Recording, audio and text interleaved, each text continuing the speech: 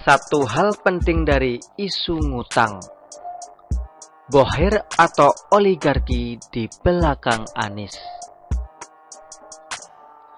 yang bila sampai pada waktunya, sangat mungkin demi kepentingannya kemudian akan menyandera Anies, menjadikannya boneka saja. Dari kejadian itu, yang diperhatikan kebanyakan adalah hanya soal Anies Baswedan yang tidak mau membayar utang atas pinjaman yang dilakukannya pada saat proses menuju Pilgub DKI Jakarta tahun 2017 lalu. Soal kesan bahwa Gerindra dan Sandiaga Uno yang berusaha untuk menjatuhkan Anies. Soal Erwin Aksa, politisi Golkar dan keponakan Yusuf Kala yang seakan-akan membongkar rahasia Anies.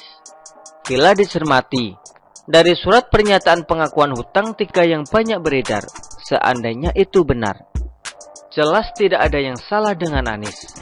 Mantan Mendikbud itu memang tidak dapat begitu saja disalahkan. Justru yang mengherankan adalah kenapa malah pihak Yusuf Kala yang membocorkannya.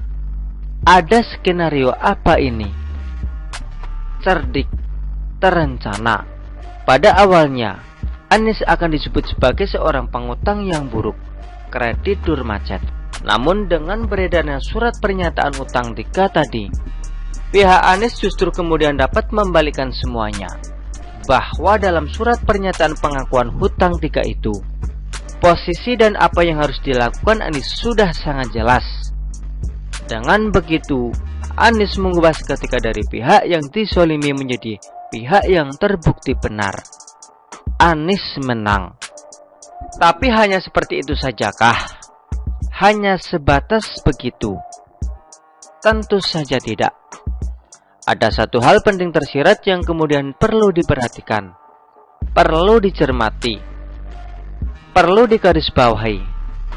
Satu hal penting yang justru membuka dengan jelas terang benderang siapa sebenarnya Anies, membuka bagaimana status Anies, membuat Anies tertelanjangi sedemikian rupa.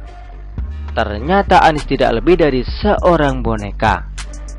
Anies hanya politisi yang digerakkan oleh tangan-tangan pendana, politikus yang bisa bergerak karena asupan dari bohir oligarki. Sah-sah saja ketika melakukan penggalangan dana kampanye. Yang aneh ketika dana tersebut kemudian diperjanjikan tertulis sebagai utang.